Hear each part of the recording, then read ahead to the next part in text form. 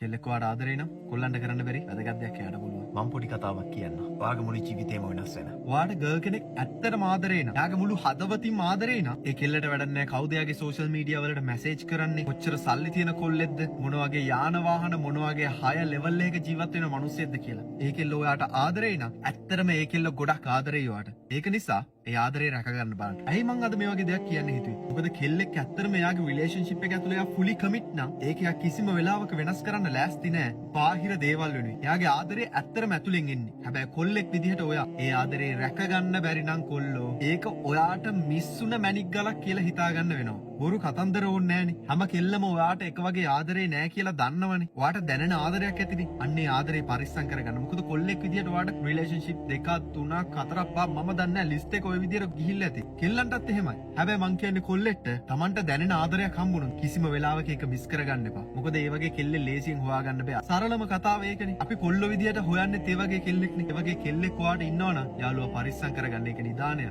මොකද ඔයා හොයන සතුට එයාගේ හිනාව ඇතුලේ තියෙයි. ඔයා වැටිලා ඉන්න වෙලාවට එයා අනිවාර්යෙන් ඔයාව නැගිට්ටවයි. ඔයාට අමාරු කාලවල එයා හරි පාර පෙන්නයි. ඔයාගේ හිත රිදිලා තියෙන වෙලාවට අනිවාර්යෙන් ඔයාගේ ළඟට වෙලා ඉඳලා ඔයාව ෆික්ස් කරයි. ඒක නිසා යාළුවා මේ වගේ ගර්ල් කෙනෙක්ගේ ලව් එකක් ඔයා ගාවත් තියෙනවා නම් යාළුවා ඒක ප්ලීස් ප්‍රොටෙක්ට් කරගන්න. මොකද ඒ වගේ ආදරයක් නැති වුණාන් පස්සේ ඔයා හොඳටම දන්නවා ඒ වගේ ගර්ල් කෙනෙක් ආයෙ ඔයාට කවදාවත් හොයාගන්න බෑ කියලා. මොකද ඒ වගේ කෙල්ල හොයන්න නෑ අද සමාජයේ. ඇත්ත කතාව පිළිගමු අපි කොල්ලෝ විදිහට. මං කතා කරන්නේ ඔය කලින් වැරදි කරලා සමාව දීලා එහෙම ආපු කෙල්ලෝ ගැන නෙමෙයි මම මේ කියන්නේ. අපි හැමෝගේම ජීවිතේ වැරදීමුත් වෙලා තියෙනවා. හරි ඒකත් ඇත්ත. හැබැයි එහෙමයි කියලා ඔයත් එක්කලා ආදරේ කරන ගමන් පිස්සුනටපු රිලේෂන්ෂිප් එකක් ගැන නෙමෙයි මම මේ කතා කරන්නේ.